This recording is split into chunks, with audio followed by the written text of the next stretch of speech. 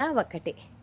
అందుకే బాబా అంటున్నారు, బాబా దగ్గరికి మనం వచ్చినాము బేహద్దు తండ్రి దగ్గరికి వికారి నుండి నిర్వికారిగా అయ్యేందుకు.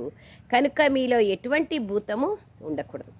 ప్రశ్న: మొత్తం కల్పమంతటిలోనూ నేర్పించని ఏ చదువును బాబా ఇప్పుడు మీతో చదివిస్తున్నారు, మనకు చదివిస్తున్నారు? జవాబు: కొత్త రాజధానిని స్థాపన చేసే చదువు.